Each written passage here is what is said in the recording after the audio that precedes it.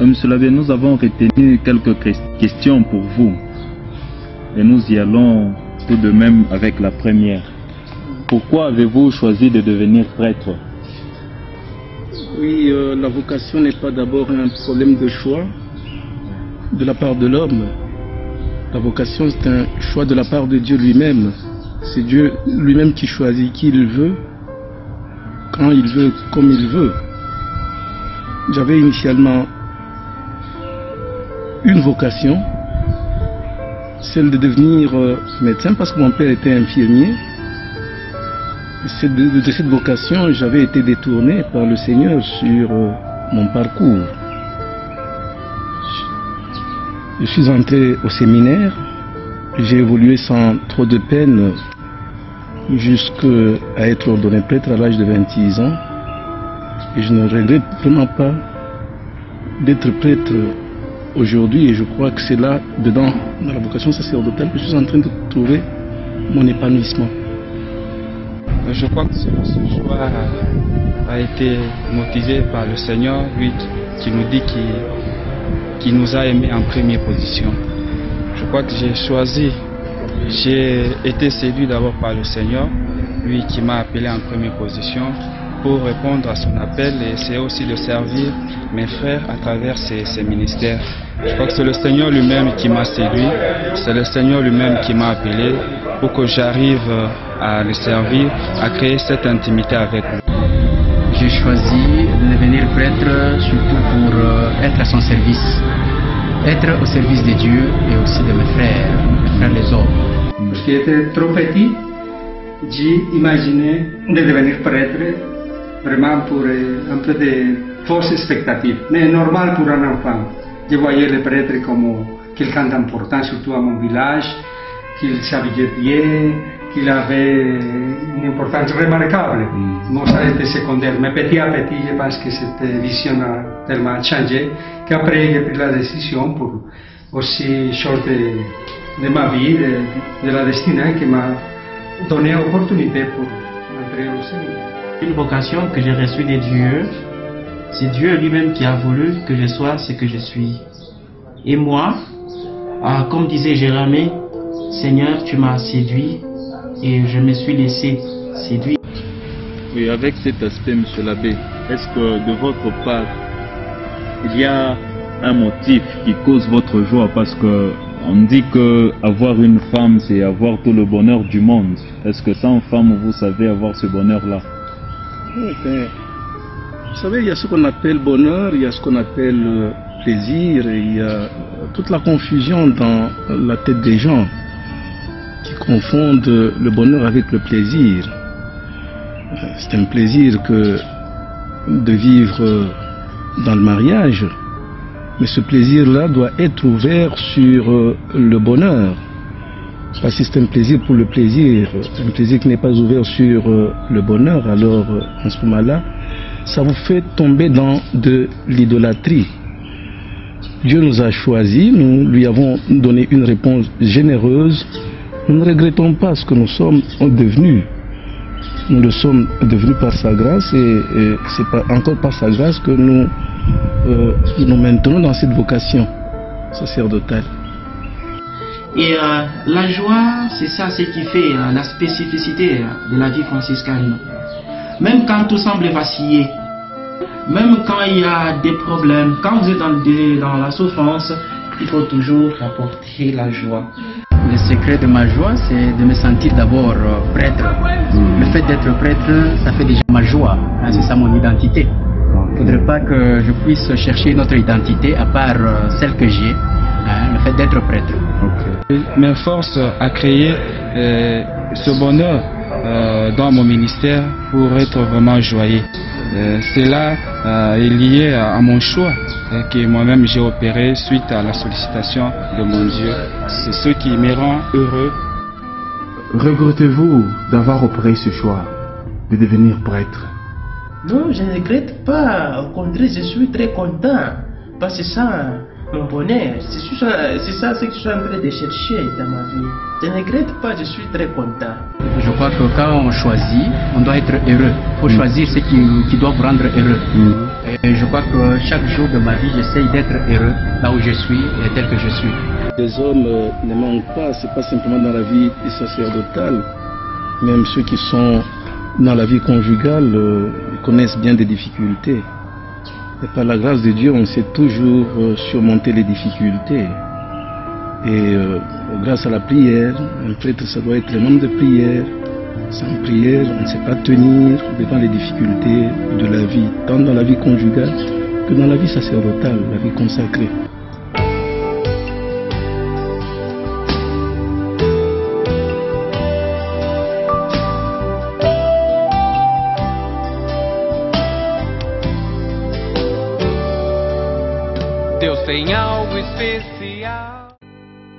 Vivre non marié selon vous, toute sa vie, n'est-il pas une fuite de responsabilité? Vivre non marié pour toute sa vie, moi je ne pense pas que c'est une fuite de responsabilité. Pourquoi? Parce que même en étant non marié, j'assume mes responsabilités. Et je suis sûre que je ne suis pas vraiment apte, mais avec la grâce de Dieu, je réponds quand même à quelques engagements. Oui. Avec un garçon, est-ce que vous avez eu aussi des moments de copinage comme c'est en vogue actuellement? Et sinon, alors votre copain, c'est la congrégation dans laquelle vous vous trouvez? Peut-être suite à des différentes réalités traversées dans la vie. Je peux vous dire que je n'ai pas eu ces moments parce que j'ai évolué dans une école, dans des sœurs, où on nous parlait souvent de la vocation. Alors il fallait choisir. Soit vous allez vous marier, ou soit vous allez vous donner totalement au Seigneur. Alors nous étions un peu là, sous le regard des sœurs, non? Tout en sachant qu'une aspirante ne peut pas faire ça, une aspirante ne peut pas faire ça. Alors on essayait de marcher un peu selon ce qu'on nous demandait à l'école. Comment avez-vous fait pour choisir la congrégation dans laquelle vous vous trouvez? Parce qu'il y a une multitude de congrégations féminines ici. Comment vous avez fait pour être ici? On vous a précipité ou vous avez voulu de votre propre gré? Pour choisir la congrégation, j'ai fréquenté d'abord les groupes de vocation. Et dans les groupes de vocation, il y avait beaucoup d'encadreurs. À partir de cela, il y avait aussi des journées mondiales qu'on organisait. Alors là, toutes les congrégations se présentent. C'est ainsi que je partais là, j'étais de rencontrer différentes sœurs et je voyais aussi mes aspirations profondes pour choisir. Alors quand j'avais vu les Carmélites de Saint-Joseph, directement je suis allée là-bas. Nous avons essayé de cheminer à partir de la 3e secondaire. Donc je partais chaque mois, chaque 3e dimanche du mois, rencontrer les sœurs jusqu'à ce que j'ai obtenu mon diplôme d'État. Et après cela, je me suis décidée. Quand les sœurs m'ont invité pour faire cette récollection, j'avais que 14 ans, je le répète, parce qu'après je suis entrée que j'avais 16 ans seulement. Et j'ai compris, les sœurs m'ont expliqué à travers un documentaire qu'ils m'avaient montré, j'ai compris l'importance de la parole de Dieu. Et que les gens rencontrent la parole de Dieu, qu'ils fassent cette rencontre avec le Christ à travers aussi la parole de Dieu. Et nous, on pouvait être des instruments pour porter la parole de Dieu. C'est ça qui m'a frappé. Et je dis, ça c'est ma vocation. J'ai choisi la congrégation de Sœurs de la Charité, c'est suite au charisme. Le charisme m'avait plu quand j'avais lu que le Sœurs de la Charité s'occupe des pauvres, des orphelins, et surtout les sourds-muets, les aveugles, ainsi que l'éducation. Cela m'avait beaucoup plu, puisque dans mon enfance, quand je vivais, mon comportement aux pauvres, j'étais vraiment très sensible aux pauvres, je ne pouvais pas accepter voir un ami, une amie souffrir au moment où moi j'ai quelque chose. Notre congrégation J'ai évolué dans la congrégation des sœurs immaculées, les sœurs du cœur immaculé des Maries des Congolais, dans Kisimado. Alors, je n'ai pas été obligée d'entrer là-bas. C'était libre. Et surtout quand on était avec les condisciples, ils me répétaient toujours, il ne faut pas aller là parce que tu as vu cette sœur. Non, non. Il faut aller là où Dieu t'a appelé. Alors là, j'ai fait mon choix. J'ai dit non, je ne peux pas évoluer, commencer les études dans cette école, être religieuse toujours avec ces mêmes sœurs. Il faut que je change aussi de position, je change de goût. C'est pourquoi je me suis dirigée ici. Moi, ce qui m'a plu d'abord, c'est la vie des frères mineurs. Quand je me suis présenté chez les frères mineurs, la façon dont les frères m'ont accueilli, je me suis senti très à l'aise. Je me suis vu que j'étais appelé à servir Dieu dans l'ordre des frères mineurs. Et moi, je me suis fait franciscain parce que j'ai vu d'abord la vie qu'avait mené notre saint patron, notre père séraphique François d'Assise, lui qui a servi l'Église, qui l'a aimé et qui a voulu servir le Seigneur en imitant le Seigneur Jésus-Christ, tout en se faisant pauvre. Et cette vie-là, celle de cet homme d'Assise, François, moi, m'a séduit. Et comme je me sentis appelé par le Seigneur pour être prêtre, j'ai voulu servir le Seigneur prêtre en suivant la vie tracée par notre Père séraphique Saint François.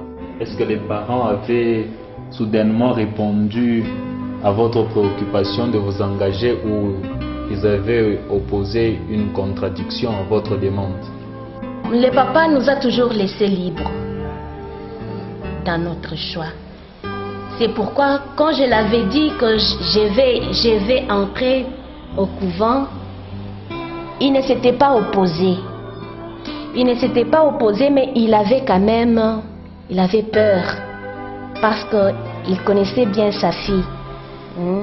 Connaissait bien sa fille. Je n'ai jamais quitté la famille. J'étais toujours chez nous, depuis l'enfance jusqu'à mon jeune âge. Alors pour lui, c'était une crainte. La personne qui n'a jamais évolué quelque part, et qui a les mêmes habitudes, comment est-ce qu'elle peut aller vivre là et rencontrer un monde, et puis un monde inconnu? C'était un peu une crainte qu'il affichait. Mais moi, comme j'étais déterminée, je dis je vais aller. Il m'avait laissé libre. La maman aussi était d'accord. Donc il ne m'avait pas compliqué vraiment pour entrer au couvent. C'était libre et je vois que c'est par cette réponse, c'est la réponse qui m'aide à cheminer jusqu'à présent. Pour les parents, ce n'était pas vraiment quelque chose de difficile. Donc les parents, comme ce sont des parents chrétiens, ils ont accepté facilement cela. Mais j'avais eu des problèmes pour les oncles. Parce que les oncles ne voulaient pas que j'entre au couvent. Mais comme j'aimais et comme je tenais à cela, j'ai essayé de les convaincre. Jusqu'à aujourd'hui, je suis carmélite de Saint-Joseph. Mais les parents, c'était quelque chose de bien. Ils sont très contents. Mais pour les oncles, il y avait un peu de difficultés. Je vais dire que ça n'a pas été très facile pour moi de dire à mes parents. Parce que papa et maman, surtout papa, me voyaient devenir médecin après mes études secondaires. Et curieusement, quand j'étais en 5e, j'ai eu le courage de dire à mon papa que je sentais autre chose dans mon cœur que devenir médecin ou faire autre chose. Alors, papa n'a pas réagi tout de suite, il est resté calme, maman non plus n'a pas réagi. Et quelques jours après, ils m'ont rappelé, ils m'ont fait asseoir en me disant si j'étais sérieuse dans ce que je disais ou j'étais en train de raconter des conneries. J'ai dit non, j'étais sérieuse. Après quelques temps, ils m'ont encouragée en me disant nous ne pouvons pas t'imposer notre décision à nous. Mais nous espérons seulement que tu puisses être sérieuse dans tes choix que tu fais. Et c'est comme ça que je me suis engagée dans la télévision.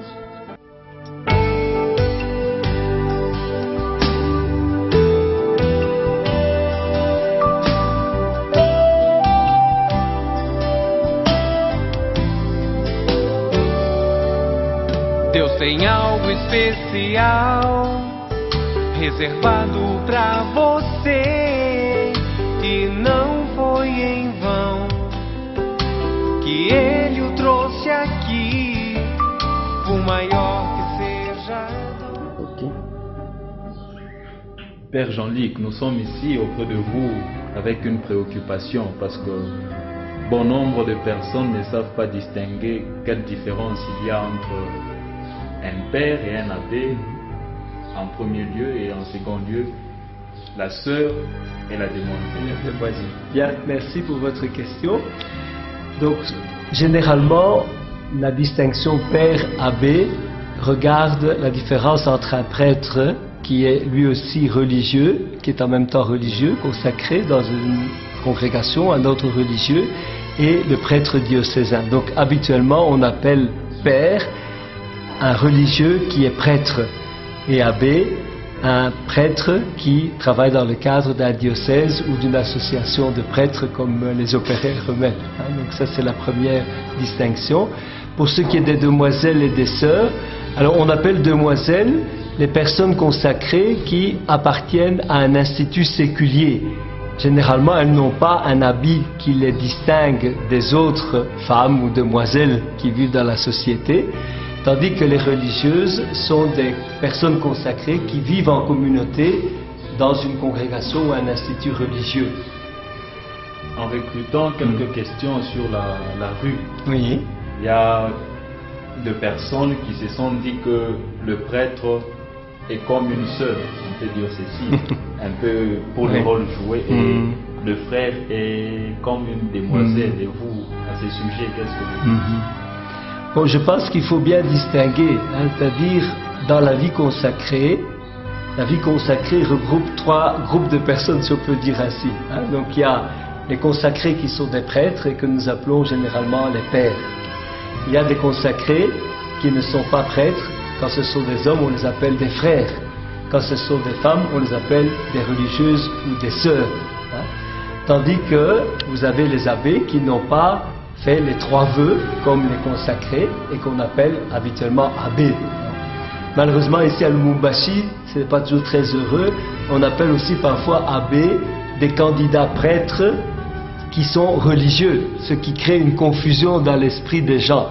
Normalement, on devrait plutôt les considérer comme des séminaristes, mais ici chez nous à Lubumbashi, on a souvent l'habitude de les appeler des abbés.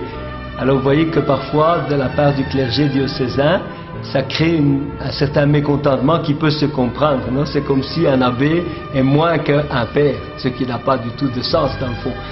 Ce sont simplement deux vocations différentes au service de l'Église.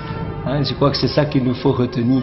Donc selon moi, le mieux, c'est d'éviter le mot abbé pour désigner des séminaristes religieux qui se préparent à la prêtrise, de le garder pour les prêtres du diocèse, et on parlera de père quand on a un religieux qui a été ordonné prêtre. Que l'origine commune, c'est les pères abbés même dans les monastères. L'abbat, c'était celui qui était supérieur dans le fond d'un monastère. Et le mot abbé a la même origine en réalité. Bon, je pense que d'un point de vue canonique, il nous faut distinguer les statuts de vie des gens. Et donc, qu'est-ce qui caractérise la différence entre un abbé et un père? C'est-à-dire, un père a émis les trois vœux, ce qu'on considère comme les trois vœux, et vit en communauté, ce qui n'est pas nécessairement le cas des abbés diocésains. Même si il y a des formes de vie dans l'Église où les diocésains vivent aussi en communauté. C'est le cas de la fraternité des opéraires, non? Mais bon, alors on n'a pas les trois vœux classiques que nous retrouvons dans la vie religieuse. Bon, la grande question, je pense, au niveau des gens, c'est que ce n'est pas une question de plus ou de moins. La question, c'est plutôt de savoir comment je me mets au service de l'Église selon une vocation que Dieu m'a donnée. Et toutes les vocations sont bonnes, qu'on soit marié, qu'on soit prêtre diocésain, qu'on soit religieux. L'important, je crois, c'est de rester fidèle à la vocation que Dieu nous a donnée. Et tout concourt au bien de l'Église, à la construction de l'Église.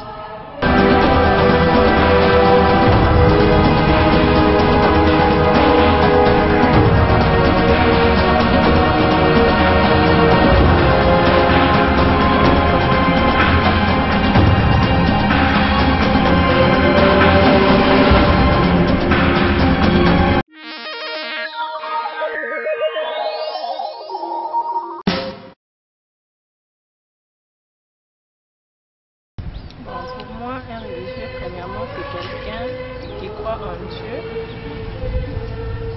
Deuxièmement, c'est quelqu'un qui s'adonne tout entier à Dieu.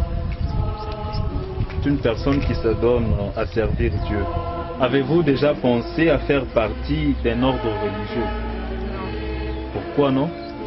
Parce que moi, je me suis toujours imaginée en robe blanche, en tant qu'une mère de famille avec des enfants, un mari. Et si je deviens religieuse, là, tout me restera brisé. C'est pour ça que je n'ai jamais pensé à être religieuse. C'est consacré totalement à Dieu. En tant que religieuse, rester au couvent, ça, je ne suis pas d'accord. Je ne suis pas d'accord parce que je veux avoir des enfants. J'adore les enfants et je veux avoir des enfants. Quand j'étais plus jeune, j'ai dû aspirer chez les religieuses parce que je pensais que c'était ça mon appel. Mais avec le temps, j'ai compris que non, c'était pas ça et j'ai dû servir Dieu en faisant la médecine. Quand j'étais enfant, je pensais aussi à être religieuse. Avec le temps, quand je grandissais, lorsque je sais que j'étais la fille aînée de notre famille, et puis avec les conseils de ma grand-mère, elle m'a interdit d'être religieuse. Et consacrée, l'une des raisons parce que je sens que c'est un peu ma vocation. Et dans la vie, on ne s'engage qu'une seule fois et pour des bons jusqu'à ce que la mort nous sépare. Raison pour laquelle, comme cette ambition, je n'en ai pas, je trouve que ça serait inutile d'aller au couvent ou bien m'engager à la vie religieuse tant que je n'aboutirai pas vraiment à un objectif bien ou bien je n'aurai rien d'important à apporter dans la vie chrétienne en étant au couvent. Il faut qu'on sente que ça vient de l'intérieur, que lorsqu'on y sera, le but serait de s'épanouir, non? Alors moi je pense que là-bas c'est très beau, j'ai envie même certains pleurs. Je trouve que c'est une bonne chose, mais ça ne m'aiderait pas à m'épanouir, bien que je trouve que c'est beau, il fait beau d'y vivre. Pourquoi vous n'êtes pas allé à l'université? Quel est le motif? Qu'est-ce qui vous a poussé? Nous sommes venus au séminaire puisque nous avons senti l'appel de Dieu, puisque Jésus nous a appelés. Nous voulons être à la suite du Christ, raison pour laquelle nous sommes venus au séminaire. Premièrement aussi, c'est juste pour devenir un jour un prêtre. C'est là notre objectif, raison pour laquelle nous sommes venus au séminaire. On n'a pas préféré d'aller à l'université.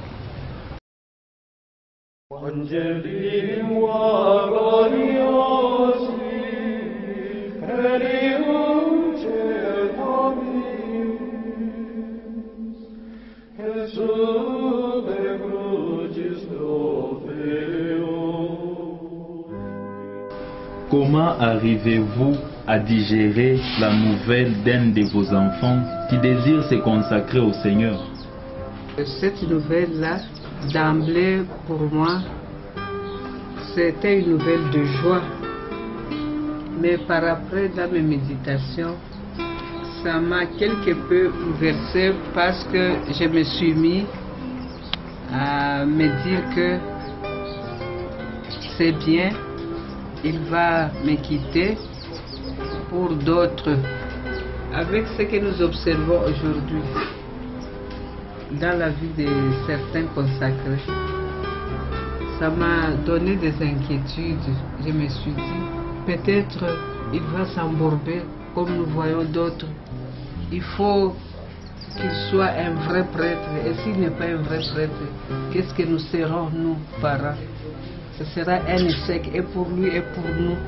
Moi, j'ai eu une réaction contraire à celle que insinue la question.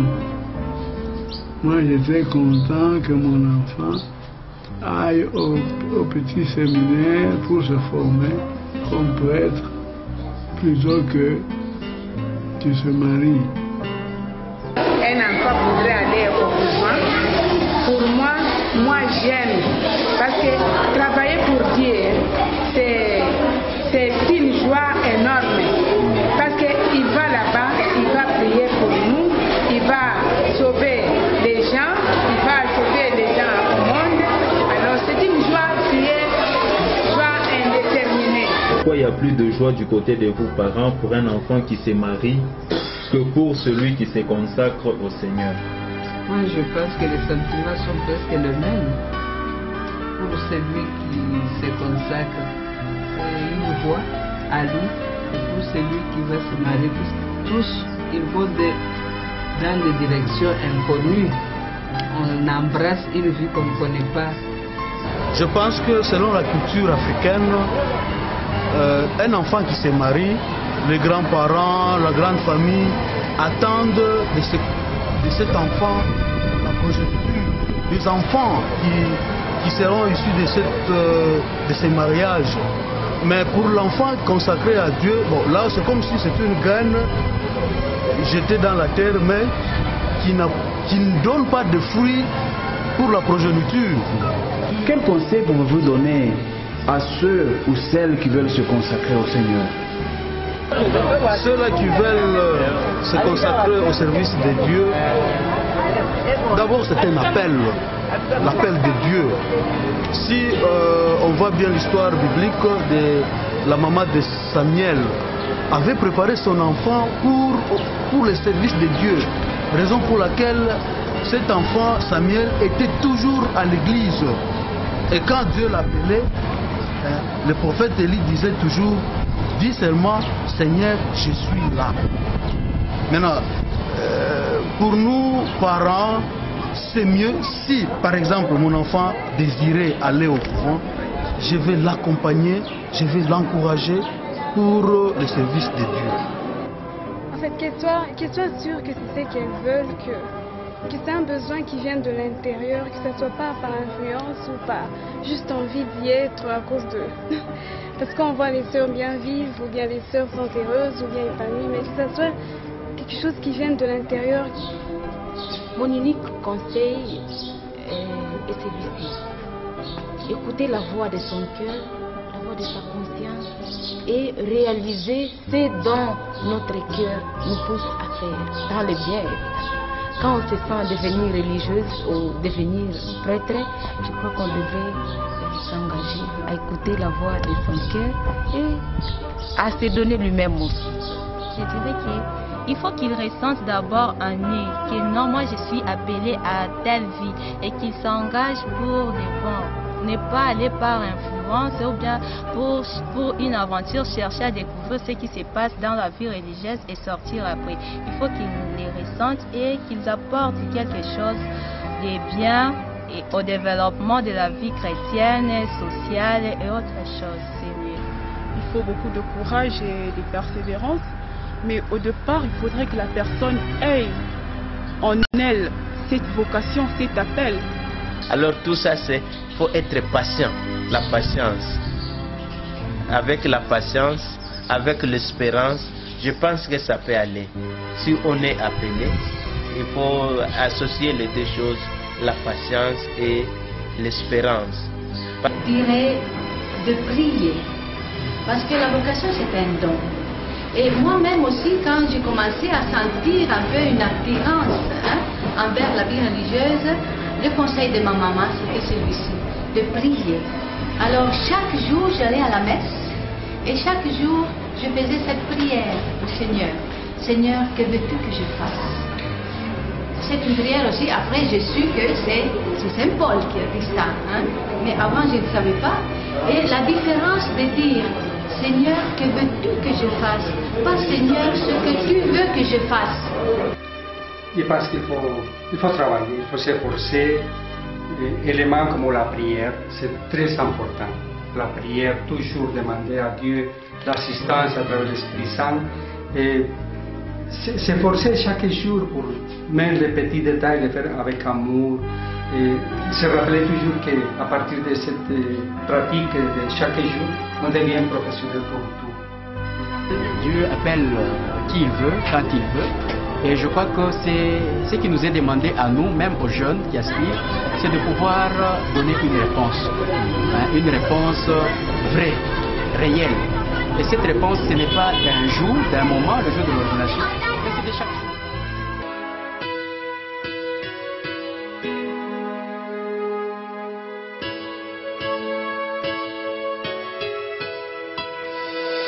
Si mimi mulinichagua,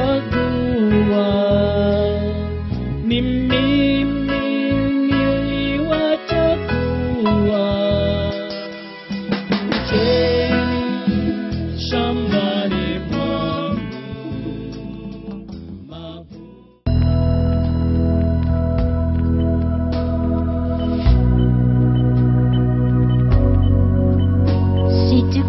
un jour que je te laisserai tomber pour un détail, pour une futilité, n'aie pas peur, je saurai bien faire la différence. Si tu crains un jour que je te laisserai faner, la fin de l'été, un mauvais cap à passer, n'aie pas peur, personne d'autre pourrait si facilement te remplacer. Oh non, pas toi, vraiment pas toi, parce que c'est toi le seul à qui je peux dire qu'avec toi je n'ai plus peur de vieillir, parce que c'est toi, rien que pour ça, parce que j'avoue je suis pas non plus tentée de rester seule dans un monde insensé. Si tu crois un jour tout est à refaire, qu'il faut changer, on était si bien à guerre, n'aie pas peur, je veux pas tout compliquer. Pourquoi se fatiguer? Et commence pas à te cacher pour moi. Oh non, je te connais trop bien pour ça. Je connais par cœur ton visage, tes désirs, ces endroits de ton corps qui me disent encore, parce que nous c'est fort, parce que c'est toi j'oserais tout affronter, et c'est toi à qui je pourrais pardonner, parce que Dieu nous accueille en sa maison, Dieu nous invite à son festin, jour d'allégresse et jour de joie, alléluia. Oh, quelle joie quand on m'a dit, approchons-nous de sa maison, dans la cité du Dieu vivant. Dieu nous accueille en sa maison, Dieu nous invite à son festin, jour d'allégresse et jour de joie, alléluia. Jérusalem, réjouis-toi, car le Seigneur est avec toi, pour ton bonheur il t'a.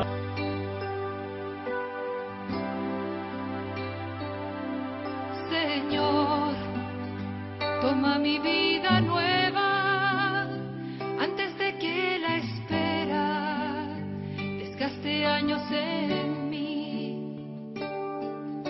Estoy dispuesta a lo que quieras, no importa lo que sea, tú llámame a servir. Llévame donde los hombres necesiten tus palabras, necesiten mis ganas de vivir.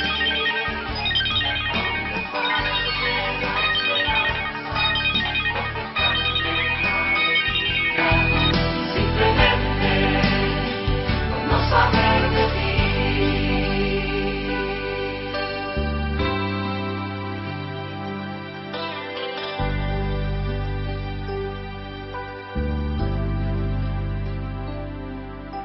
Te doy mi corazón sincero para gritar sin miedo tu grandeza, Señor.